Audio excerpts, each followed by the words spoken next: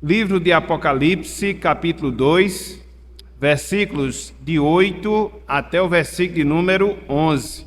Assentados como todos estão, vamos fazer a leitura na palavra, especificamente nesse texto.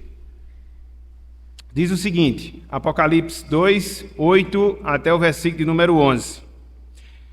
Ao anjo da igreja em Esmirna, escreve: Estas coisas diz o primeiro e o último, que esteve morto e tornou a viver. Conheço a tua tribulação, a tua pobreza, mas tu és rico, e a blasfêmia dos que a si mesmos se declaram judeus, e não são, sendo antes sinagoga de Satanás. Não temas as coisas que tens de sofrer. Eis que o diabo está para lançar em prisão alguns dentre vós, para ser dispostos à prova, e tereis tribulação de 10 dias. Sê fiel até a morte, e dar-te-ei a coroa da vida. Quem tem ouvidos, ouça o que o Espírito diz às igrejas. O vencedor de nenhum modo sofrerá dano da segunda morte. Até aqui, até o versículo 11. Que o Senhor nos abençoe e que Ele aplique em nossos corações a porção lida da sua santa e bendita palavra. Amém.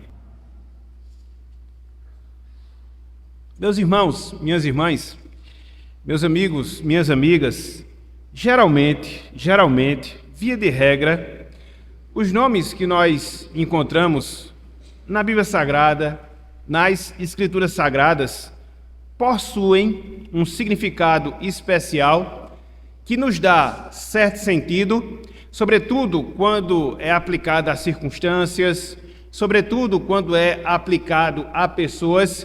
Isso nunca acontece de maneira solta, isso nunca acontece de maneira aleatória.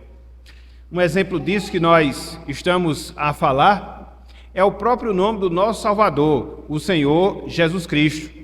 Conforme nós encontramos lá no Evangelho de Mateus, capítulo 1, sobretudo no versículo 21, quando José, em sonho, ele é instruído através do anjo acerca do nome que deveria ser colocado na criança que nasceria, a palavra é clara, o anjo é claro, dizendo que a criança se chamaria Jesus, Josué no hebraico, literalmente falando, Yahvé é salvação, e ele mostra a razão, o motivo pelo qual isso deveria acontecer, conforme complementa o próprio anjo, porque ele salvará o seu povo dos pecados deles. Então veja, conforme nós colocamos agora há pouco, os nomes na Bíblia não são aleatórios.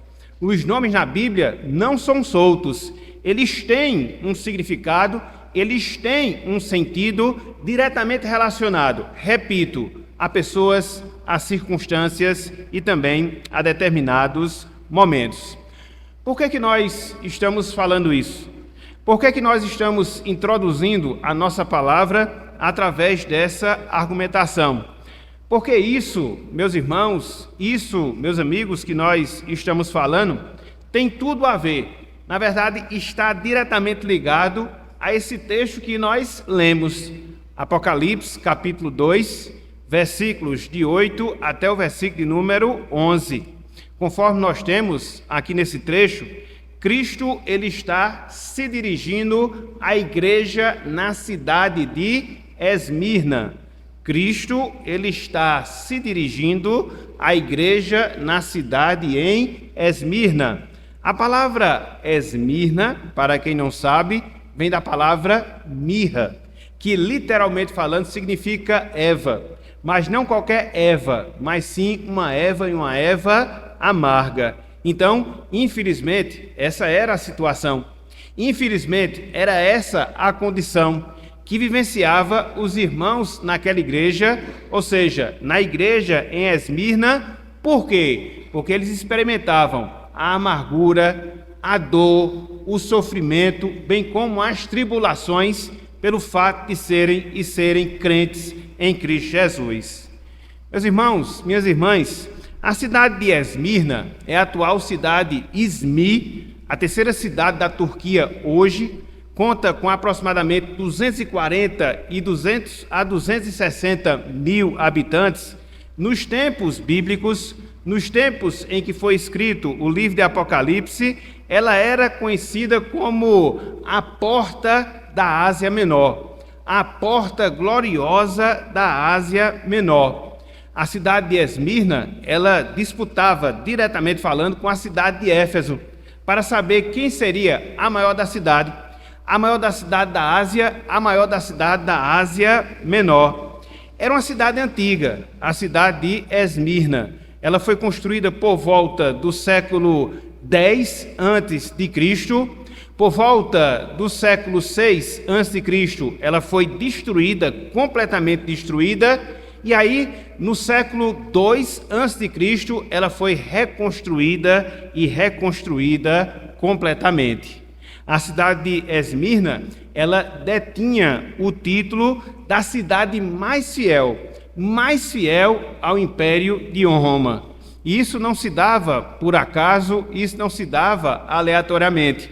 Foi a primeira cidade a reconhecer o Império de Roma, a ser introduzido naquele que seria o grande império da história, conforme nós temos nos livros, inclusive nos próprios livros escolares. Na cidade de Esmirna, meus irmãos, meus amigos, se prestava a adoração ao imperador, a César, ao imperador romano.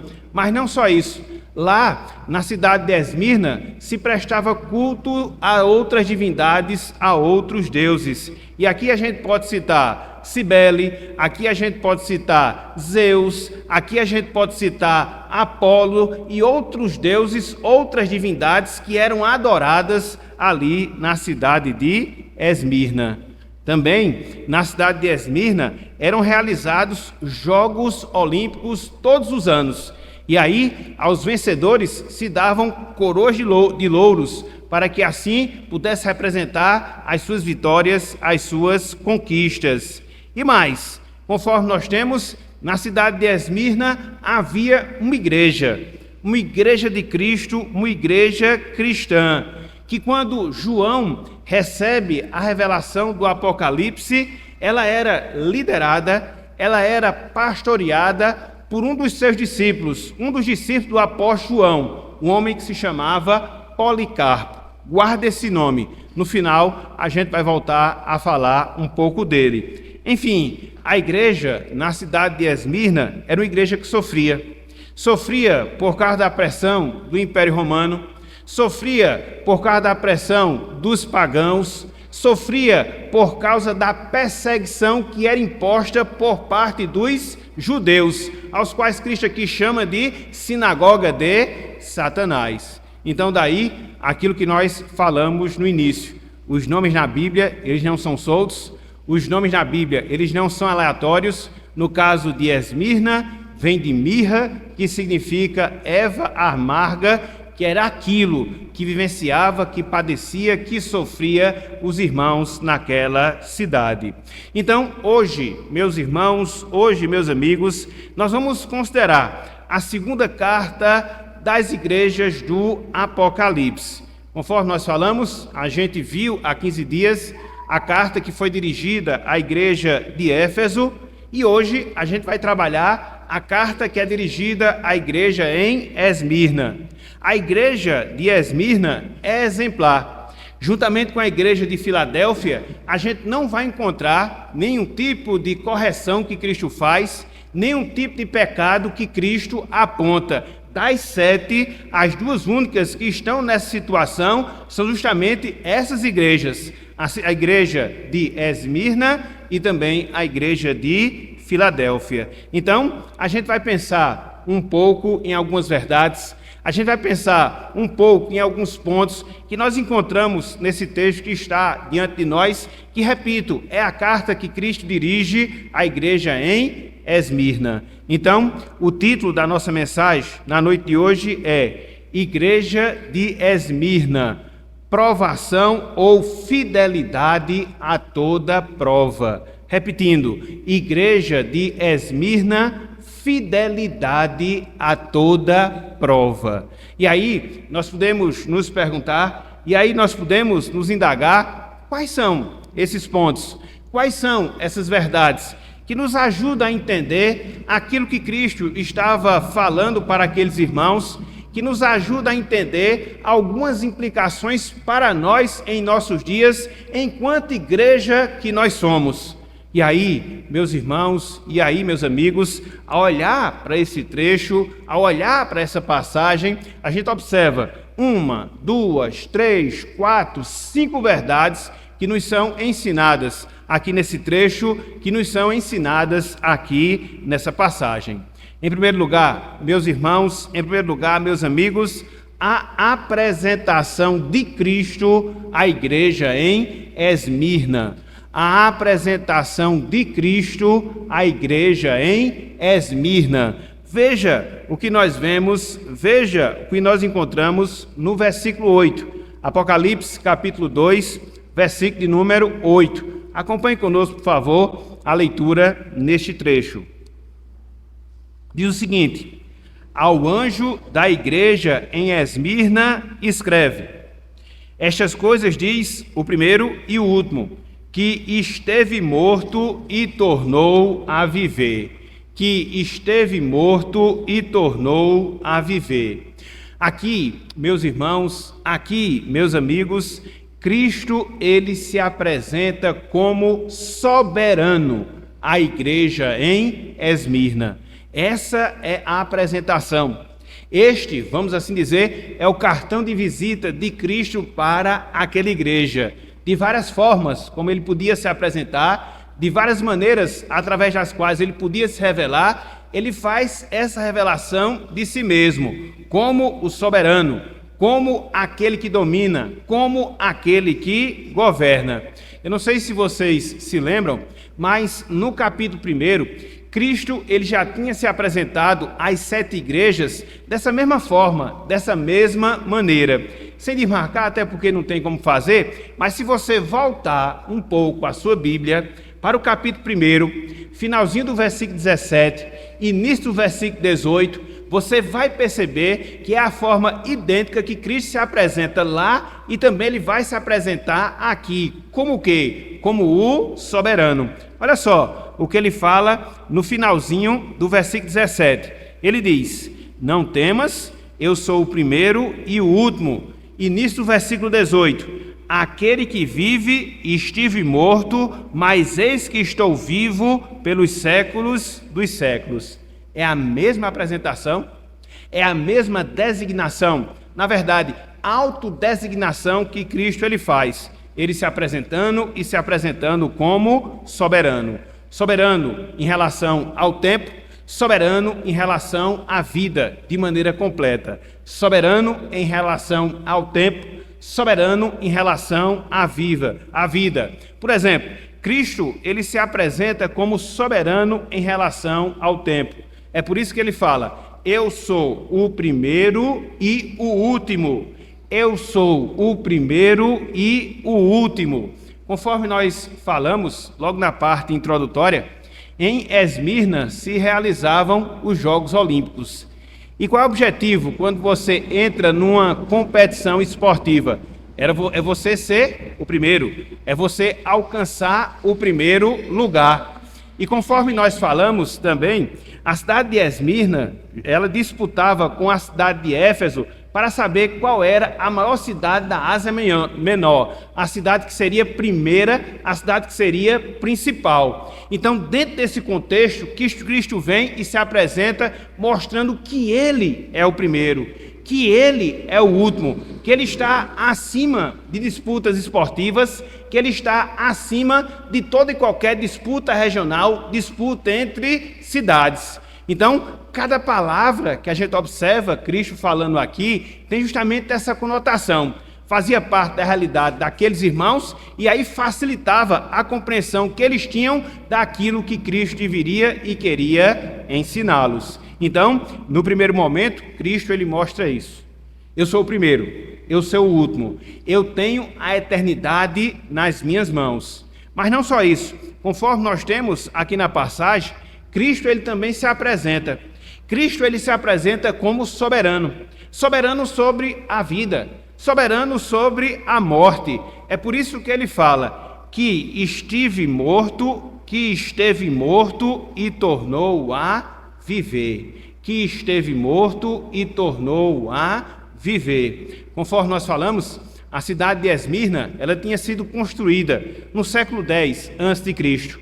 E aí, chega o século VI a.C., ela é destruída, ela é completamente arrasada. E aí, quando chega no século II a.C., ela é construída novamente e ela volta a ter a sua glória anterior.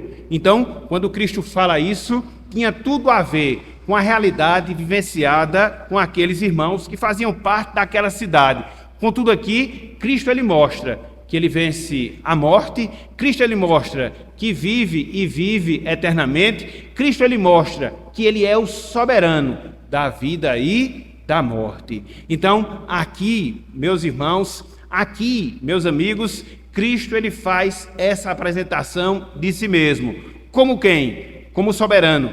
Como quem? Aquele que domina. Aquele que domina o tempo, aquele que domina a vida, aquele que domina sobre a morte. Enfim, ele é o soberano e o soberano completo sobre tudo e sobre todas as coisas. E aí a gente fica a se perguntar, e aí a gente fica a se indagar, mas por que será que Cristo se apresentou dessa forma?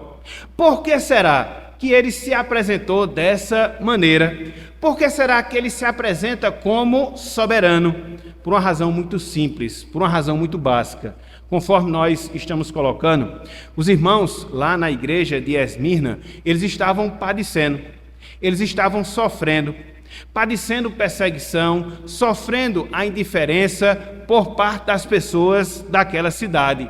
Então, eles estavam abatidos diante dessa situação, eles estavam tristes diante dessa circunstância. E aí, quando eles recebem a carta de Cristo, quando eles recebem a carta do Salvador, eles recebem dentro deste tom. Que tom? Ele é soberano, ele domina sobre o tempo. Ele é soberano, ele domina sobre a vida, ele é soberano, ele domina sobre a morte. Então, seja qual for a situação que eles vivenciavam, seja qual for a circunstância que eles padeciam, eles podiam ter essa consciência que o Salvador, que o Rei, que o Redentor deles não era nada mais, nada menos do que o soberano sobre tudo e sobre todas as coisas. Então, tinha um objetivo consolador, tinha um objetivo confortador, para que aqueles irmãos se animassem, uma vez que eles tivessem essa consciência, para que aqueles irmãos se motivassem, uma vez que eles se lembrassem dessas verdades, e assim pudessem manter a perseverança, a firmeza, a fé, a constância e a fidelidade à pessoa de Cristo, a fidelidade à pessoa do Redentor. E aqui, meus irmãos, e aqui, minhas irmãs, a gente consegue extrair uma lição, a gente consegue extrair uma aplicação para as nossas vidas. Que lição? Que aplicação?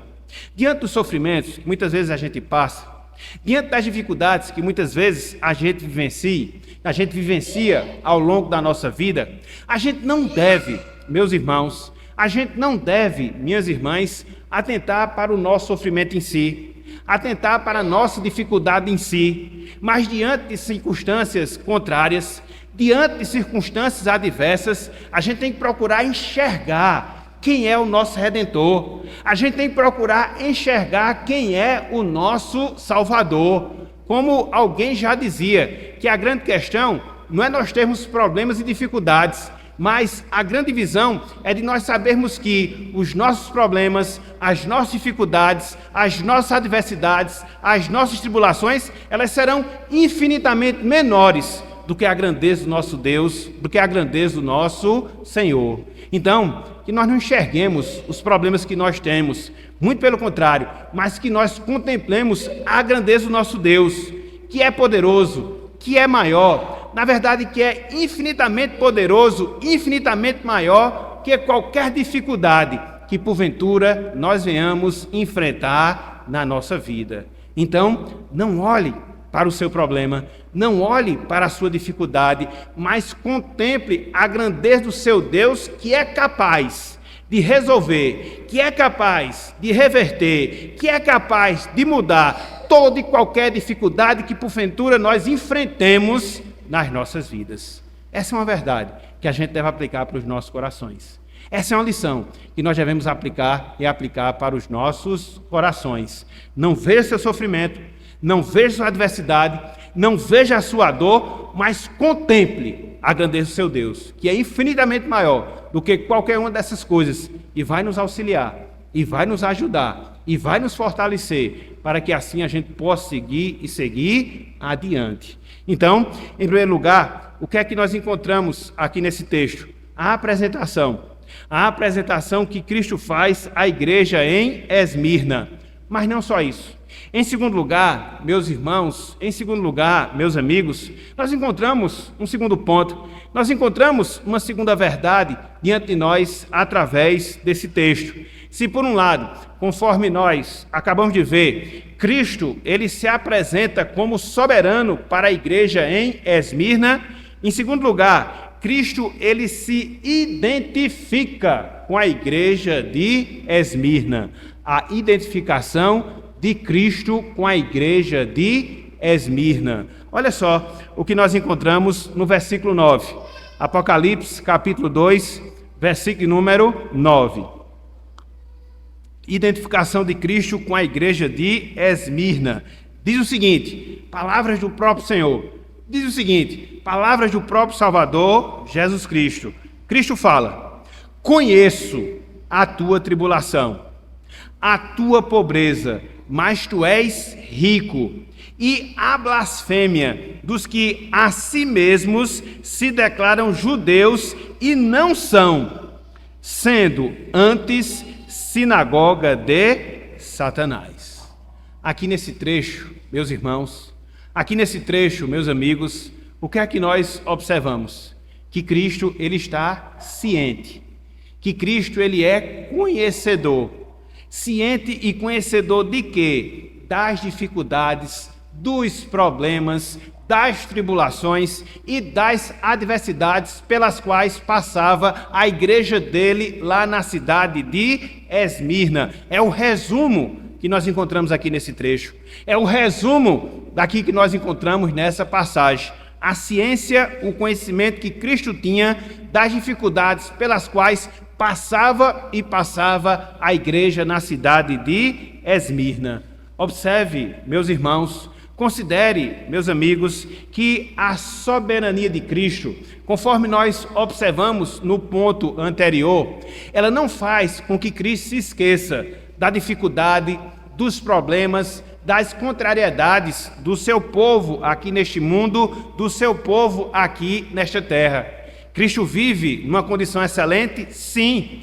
Cristo, ele vive numa situação gloriosa? Não resta a menor dúvida. Contudo, mesmo nessas condições, Cristo, ele não é impedido de conhecer, de saber, de estar ciente das dificuldades, dos problemas, das adversidades que o seu povo enfrenta aqui neste mundo, como ele era ciente das dificuldades que a sua igreja ela sofria lá na cidade de Esmirna.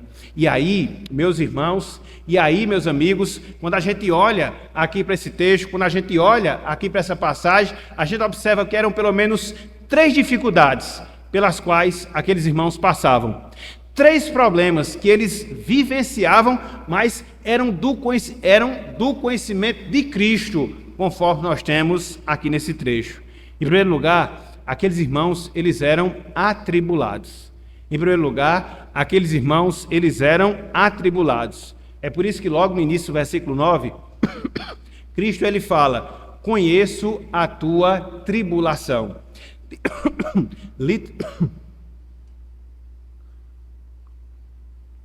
Conheço a tua tribulação. Literalmente falando, a palavra tribulação significa espremido. A palavra tribulação significa aqui espremer. E era justamente isso que aqueles irmãos vivenciavam. Eles eram exprimidos de todos os lados, pelos seus inimigos. Eles eram exprimidos de todos os lados pelos seus adversários. De um lado, eles padeciam perseguição do Império Romano. Por quê? Porque eles não aceitavam prestar adoração a César. E por isso, eles eram tidos como maus cidadãos. Por outro lado, aqueles irmãos, eles eram atribulados pelos pagãos. Por quê? Porque eles eram tidos como pessoas ateias. Uma vez que o contexto era o contexto da idolatria, da adoração a vários deuses, da adoração a várias divindades, uma vez que a igreja reconhecia que existia apenas um Deus, apenas um Senhor, eles eram tidos como pessoas ateias. Também era uma outra dificuldade. E se não bastasse a perseguição do império, se não bastasse a perseguição dos pagãos, também havia a perseguição dos próprios judeus, aqui referidos como sinagogas de Satanás. Por quê? Os cristãos diziam que o Messias já tinha vindo. Por quê? Os cristãos defendiam que Cristo era o Messias. E por causa dessa posição, eles eram tidos como hereges em relação ao judaísmo. Então veja que eram várias frentes de dificuldades que eles vivenciavam. Por um lado, o Império Romano, o peso do Estado. Por outro lado, o peso da idolatria, ou seja, das falsas religiões. Por outro lado, até mesmo o judaísmo. Por isso Cristo chega e diz: conheço a tua tribulação. O primeiro nível de dificuldade. Mas não só isso. Em segundo lugar, aqueles irmãos, eles sofriam também por causa da pobreza. Em segundo lugar, aqueles irmãos sofriam também por causa da pobreza. Tanto é que o texto diz: conheço, e aí ele segue: a tua pobreza, mas tu és rico. Meus irmãos, meus amigos, a igreja de Esmirna, ela era pobre, pelo menos no sentido material. Ela era pobre, pelo menos no sentido financeiro. É interessante porque essa palavra pobre, que Cristo usa para designar a igreja em Esmirna, não é qualquer palavra, mas ela tem um significado específico. Na língua em que foi escrito o Novo Testamento, existia duas palavras que podem ser traduzidas como a palavra pobre na nossa língua. Existia aquela pobreza, que era você não ter coisas supérfluas, e existia aquela pobreza no seu sentido extremo, de você ser paupérrimo. E é justamente essa palavra que é usada para descrever a igreja em Esmirna. Aqueles irmãos não dispunham de situação financeira favorável.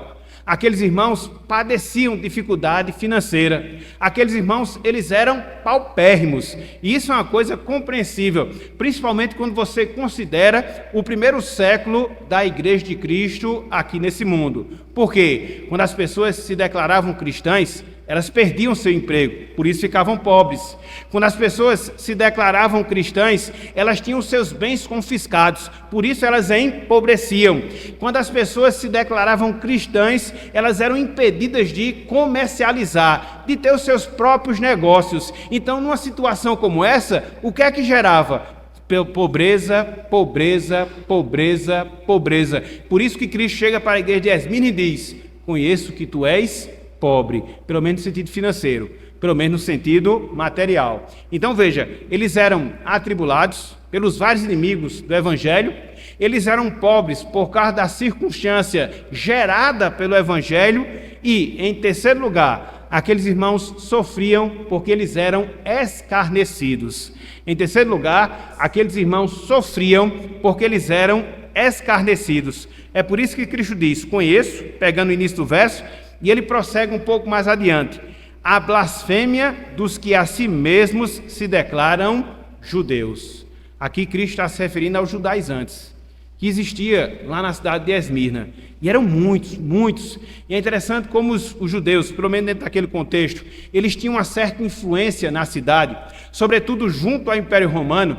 E como eles não gostavam dos cristãos, eles incitavam o governo, eles incitavam o Estado a irem de encontro, ou ir ao encontro dos cristãos, perseguindo-os, maltratando, judiando e judiando deles. Então, por isso, eles eram escarnecidos. Por isso eles sofriam, não só da tribulação, mas da falta de recurso e também até mesmo dos escárnios. por parte dos inimigos do Evangelho.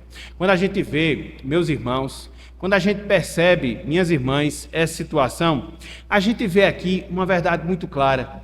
A gente vê aqui uma verdade muito cristalina. Que verdade clara, que verdade cristalina nós observamos aqui nesse texto?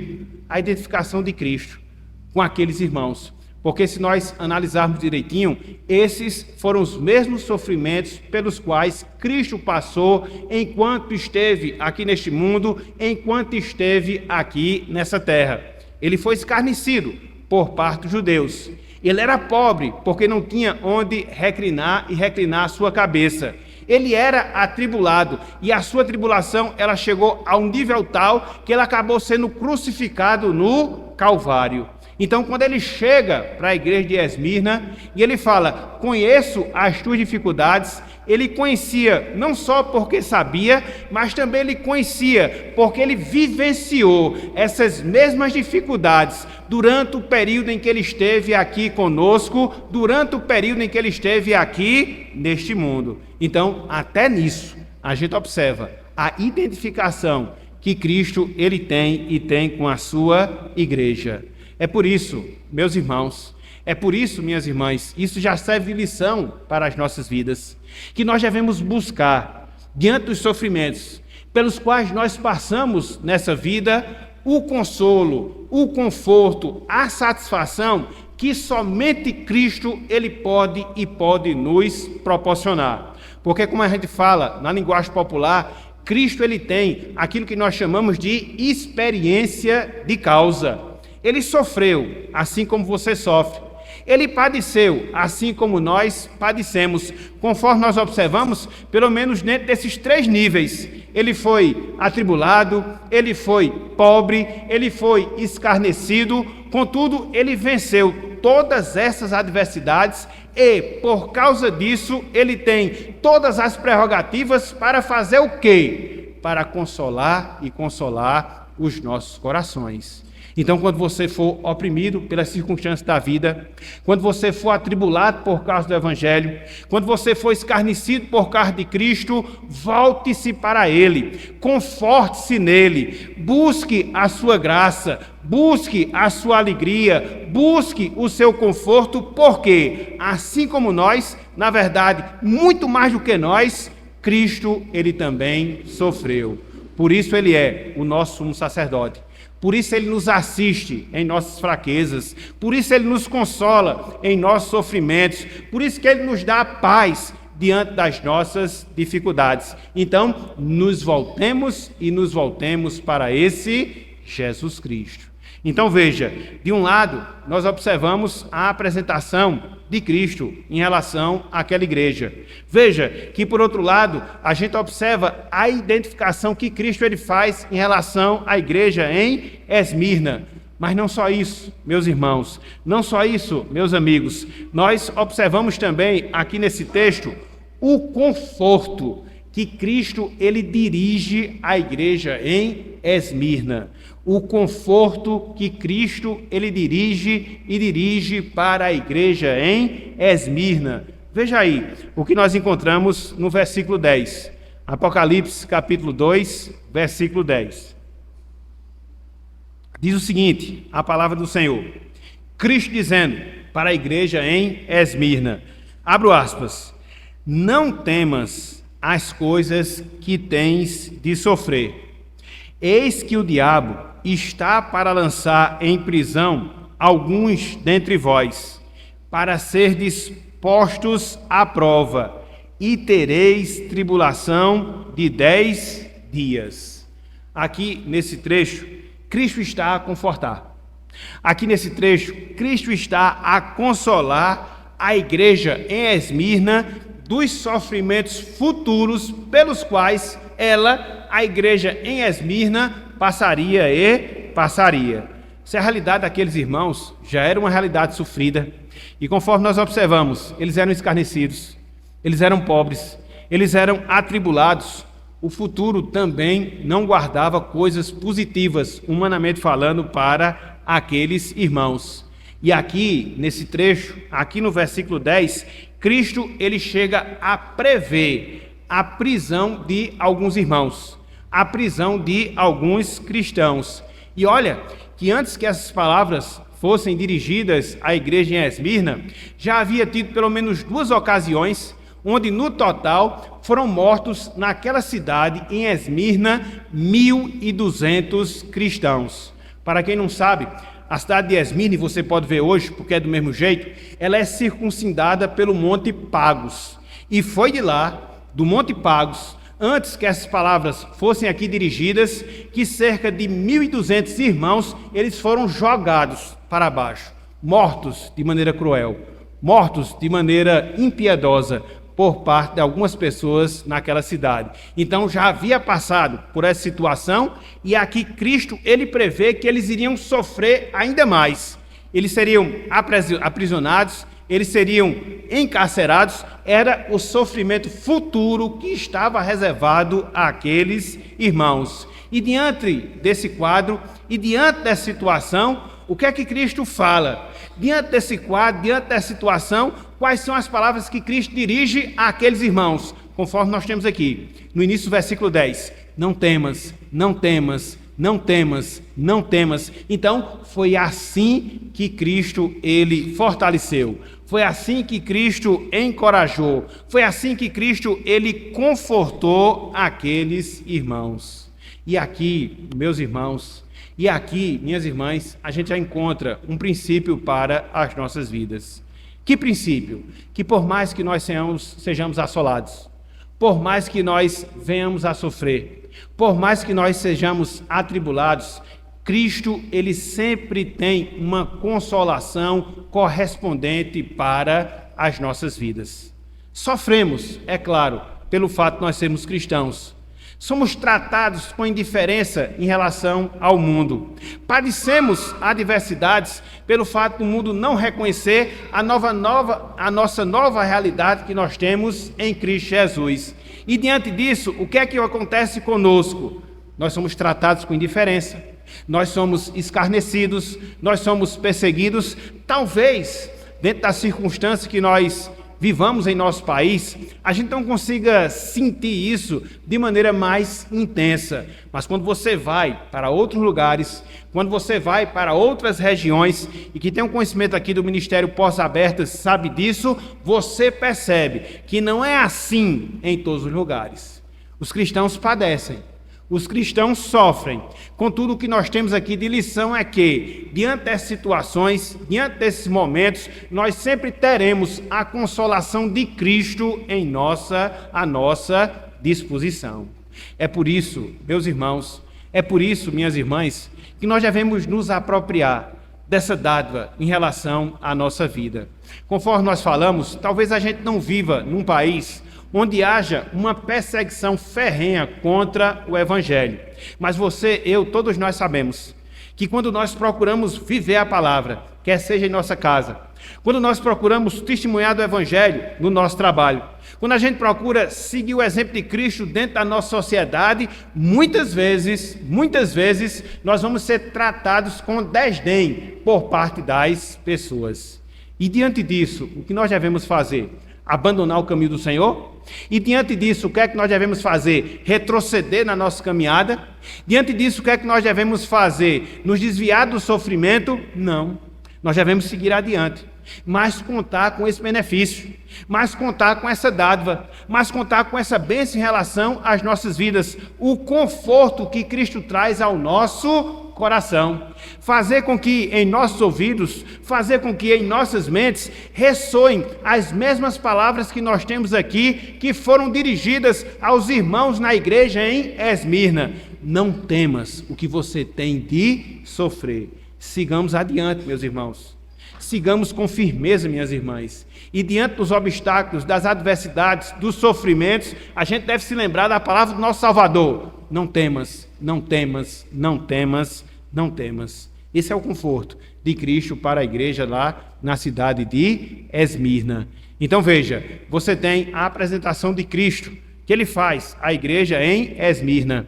Veja que você tem a identificação de Cristo com as dificuldades que vivenciava a igreja em Esmirna.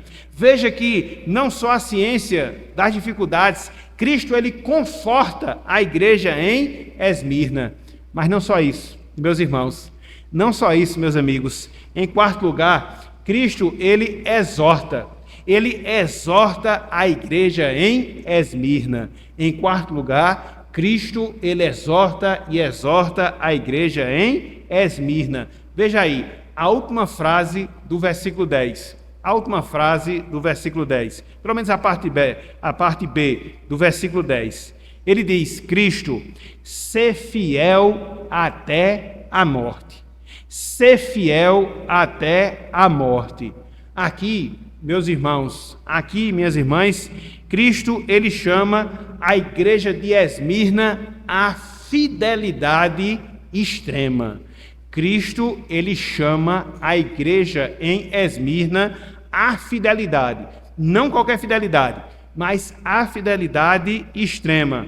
Os crentes daquela igreja deveriam demonstrar firmeza até o final das suas vidas, até os últimos momentos, até os últimos instantes. Se a realidade era de sofrimento, se o futuro era de perseguição, o que é que eles deveriam fazer? Eles não podiam fraquejar, eles não podiam titubear, não, muito pelo contrário. Se a cidade de Esmirna era reconhecida pela sua fidelidade ao Império de Roma, os cristãos deveriam ser conhecidos pela sua fidelidade, não ao Império de Roma, mas sim a sua fidelidade a Cristo, a sua fidelidade ao Salvador, a sua fidelidade ao Redentor. Então, Deus, meus irmãos, Deus, minhas irmãs, Ele nunca deixa de preparar o seu povo para o sofrimento, como a gente observa aqui nessa passagem. Veja que Cristo, ele tem ciência do sofrimento, Cristo, ele tem ciência da dificuldade, mas ele faz o quê? Ele conforta, mas ele faz o quê? Ele prepara. E prepara como? Nos exortando a sermos fiéis, nos exortando a sermos firmes, nos exortando a sermos leais a Ele, independente das circunstâncias, independente dos momentos. Afinal de contas, irmãos e irmãs, se vir a Cristo quando tudo é bom, é uma maravilha. Se vir a Cristo quando a nossa vida é um mar de rosa, não tem problema nenhum. Mas o grande desafio, a grande dificuldade é você permanecer fiel a Cristo quando as circunstâncias elas são contrárias. É você manter fiel o seu testemunho quando as pessoas desdenham do Evangelho. É você ser fiel na sua obediência a Cristo quando todos desobedecem à palavra. É você se manter firme quando você é perseguido por causa da sua firmeza. Mas é esta exortação que Cristo faz à igreja de Esmirna. É essa exortação que Cristo nos faz aqui como igreja. E nós devemos, meus irmãos, nós devemos, minhas irmãs, aceitar esse desafio em relação às nossas vidas. Ser cristão não é fácil, ser cristão nunca será fácil, e cá para nós, na medida em que o tempo passa, as dificuldades elas vão aumentar. Na medida em que o tempo passa, as tribulações elas serão mais frequentes. Na medida em que o tempo passa, a grande certeza que nós temos é que nós seremos sim atribulados, é que nós seremos sim perseguidos, é que nós seremos sim tratados com indiferença. Então, qual deve ser a nossa reação diante desse quadro?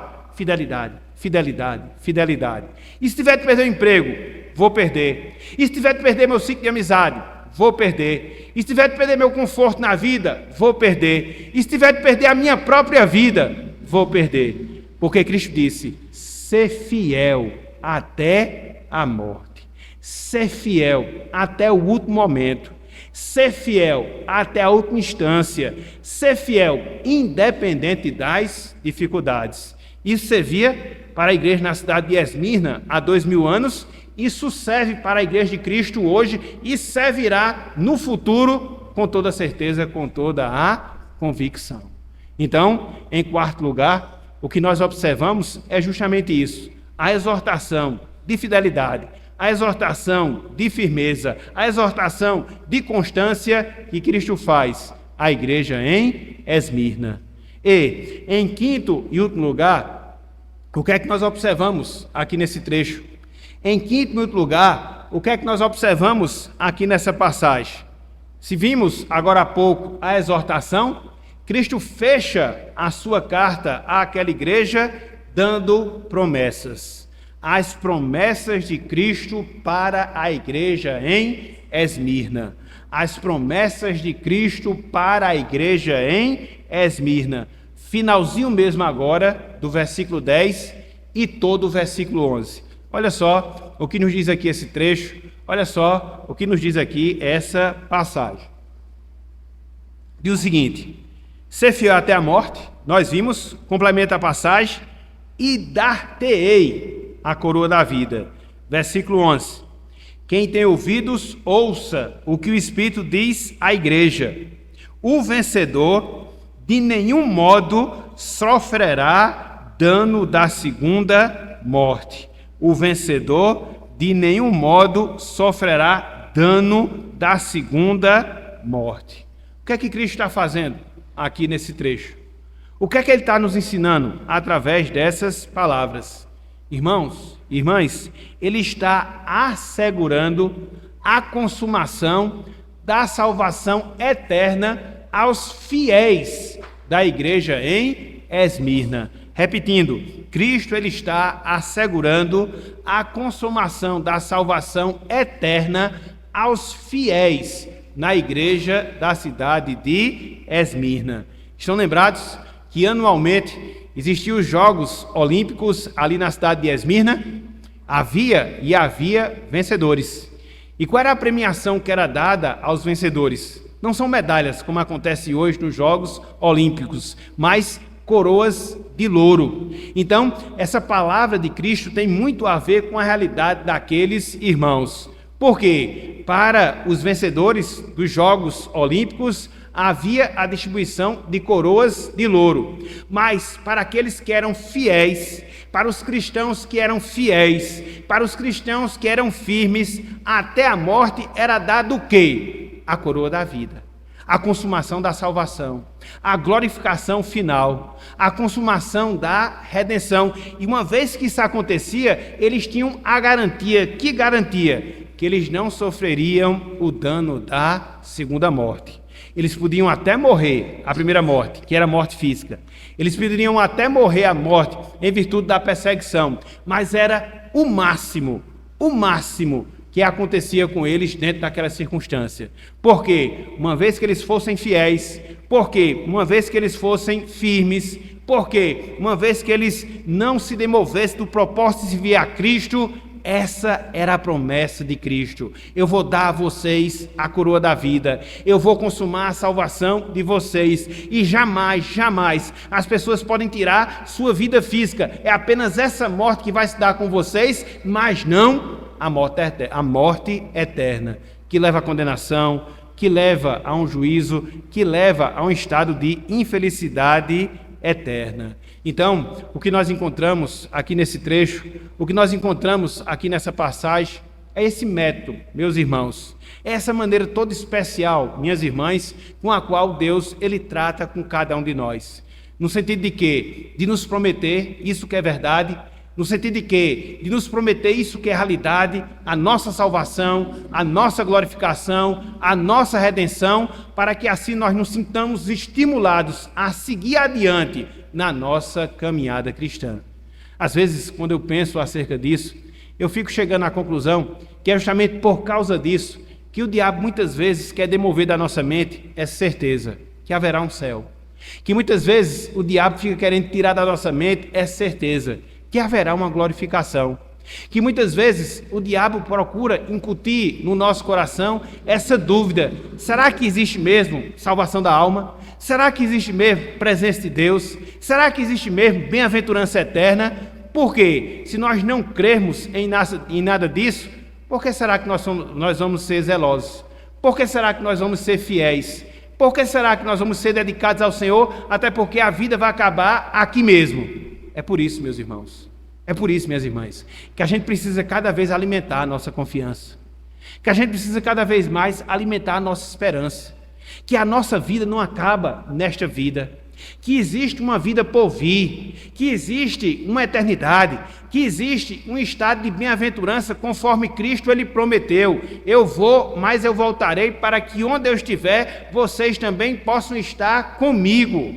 E é isto, meus irmãos, é isto, minhas irmãs, que nós devemos alimentar o nosso coração, sobretudo nesses dias maus pelos quais nós passamos, de indiferença, de incredulidade, de perseguição, sim, por causa da palavra. Para que essa lembrança, para que essa convicção, para que essa promessa que nos está reservada uma coroa, não uma coroa de ouro, não uma coroa de louros, como era dada aos vencedores dos Jogos Olímpicos antigos, mas uma coroa da vida. Essa garantia que nós não vamos passar pela segunda morte, essa certeza que nós estaremos na presença de Deus, é isso que deve fazer com que nós possamos estar firmes, seguros, inabaláveis. É nisto que nós devemos pôr a nossa esperança. E é isto que vai fazer, meus irmãos, minhas irmãs, com que a gente persevere, com que a gente esteja firme, com que a gente esteja inabalável, procurando cada vez mais fazer a vontade de Deus em relação às nossas vidas. Este é o caminho que Deus ele propõe e propõe para cada um de nós. Então pense na eternidade. Sim, pense na vida por vir. Sim, pense naquilo que Cristo tem reservado para você na vida após esta vida. E seja fiel, mesmo que você tenha que morrer, porque no máximo as pessoas vão tirar a sua vida física, mas jamais elas tirarão o presente da salvação que Deus lhe dará completamente na pessoa de Cristo Jesus. Então, é nisto que nós devemos pensar, é nisto que nós devemos firmar a nossa confiança. Então, meus irmãos, meus amigos, na noite de hoje, foi o que nós vimos. Nós vimos alguns pontos, nós vimos algumas verdades. Aqui na carta que Cristo dirige à igreja da cidade de Esmirna, a apresentação que Cristo faz àquela igreja como soberano, nós vimos a identificação que Cristo faz com aquela igreja, sua tribulação, sua pobreza, sua vergonha. Nós vimos o conforto que Cristo deu àquela igreja, não temas. Nós vimos a exortação que Cristo fez àquela igreja, seja fiel até a morte. E vimos também a promessa que Cristo deu àquela igreja, dar-te-ei a coroa da vida. É assim que Cristo faz conosco. É assim que Ele prepara a sua igreja. É assim que Ele nos alimenta para que a gente possa seguir diante da nossa, que nós possamos seguir na nossa jornada, cumprindo assim o seu propósito na nossa vida. Nós estamos, meus irmãos, meus amigos, nos momentos finais da nossa meditação. Mas antes de concluir a nossa meditação, eu queria contar para vocês uma história. Não é qualquer história, é uma história verdadeira. Estão lembrados que no início da nossa mensagem, nós dissemos que o pastor da igreja de Esmirna, quando João ele tem essa revelação e escreve a igreja de Esmirna, era um servo de Deus, era um servo do Senhor chamado Policarpo. Eu queria agora trazer um registro relacionado à sua vida, para que a gente possa fechar a nossa meditação, até porque ele era pastor daquela igreja, quando João escreveu essa carta que nós consideramos na noite de hoje. Preste atenção nessa história. Certa noite, Policarpo ele teve um sonho. Ele sonhou que o seu travesseiro pegava fogo. Acordou e concluiu que ele iria morrer. Houve uma tentativa inicial de escondê-lo, para que assim lhe pudesse evitar a morte. Porém, ele acabou sendo descoberto. E aí, um escolta do Império Romano se dirigiu ao lugar onde ele estava escondido com a finalidade, com o objetivo de prendê-lo. Chegando lá, o que foi que aquela escolta viu? Um Policarpo sereno, um Policarpo tranquilo. Tanto é que ele chega para aquela escolta de soldado e diz, abro aspas, fiquem aqui, descansem, comam, Eu vou orar um pouco e depois vocês me levam preso. E a sua oração durou aproximadamente 2 horas. 2 horas. No caminho para o estádio, que era o lugar onde os crentes eles eram assassinados, o chefe chegou para Policarpo e disse: Policarpo, apenas confesse que César é Senhor. Apenas confesse que César é Senhor. Ao que Policarpo ele respondeu: há 86 anos eu sirvo a Cristo. E durante esse período ele não me fez mal nenhum. Como é que eu vou negá-lo agora, no final, nos instantes finais na minha vida? E prosseguiu a sua viagem. Chegando ao estádio, o procônsul, que era quem conduzia o julgamento dos cristãos, insistiu com Policarpo para que ele negasse a Cristo e confessasse que César era Senhor. E aí, o que foi que aquele procônsul ele fez? Ameaçou Policarpo de lançá-lo às feras. E ele agiu com indiferença, ele agiu com desprezo. Depois, não sendo bem sucedido nessa primeira tentativa, o procônsul ele ameaçou com fogo a Policarpo. Ao que Policarpo ele respondeu à autoridade, ao procônsul: pensas que me intimidas com fogo, que causa uma dor e uma morte momentânea? Não sabes tu, ó procônsul, que o fogo eterno está reservado para os incrédulos? O que o Senhor tem a fazer, faça, e faça agora. Eu não vou negar a Cristo, eu não vou confessar que César é Senhor. Assim, em fevereiro do ano 155 da era cristã, Policarpo ele entregava a sua vida a Cristo. Antes de morrer, ele fez uma oração nesse objetivo, nessa finalidade, e ali, depois de alguns instantes, ele foi transformado numa tocha humana. Ele foi queimado vivo por causa do Evangelho. Mas, em nenhum momento, ele titubeou e ele foi fiel até a morte, assim como João lhe havia escrito a carta anos antes.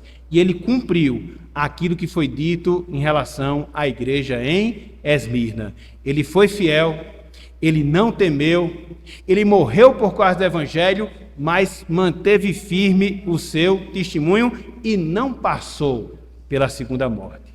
Será que nós faríamos o mesmo, meus irmãos? Será que nós faríamos o mesmo, minhas irmãs? Será que nós teríamos a mesma atitude do pastor da igreja em Esmirna, ou seja, Policarpo, discípulo de João, que foi treinado com o apóstolo do amor? Será que nós faríamos a mesma coisa? Teríamos o mesmo comportamento e não negaríamos a Cristo, mesmo que nós fôssemos ameaçados de morte? Essa é a pergunta que nós devemos responder. Não para nós, não para o nosso próximo, mas responder para nós mesmos. E pensar naquilo que Cristo disse: ser fiel até a morte e dar-te-ei a coroa da vida. É isso que Deus espera de mim. É isso que Deus espera de você. É isso que Deus espera de todos nós. Sejamos fiéis, até a morte e recebamos a coroa da vida para a glória do nosso Deus. Que Ele nos abençoe e que Ele aplique a sua santa palavra em nossos corações. Amém.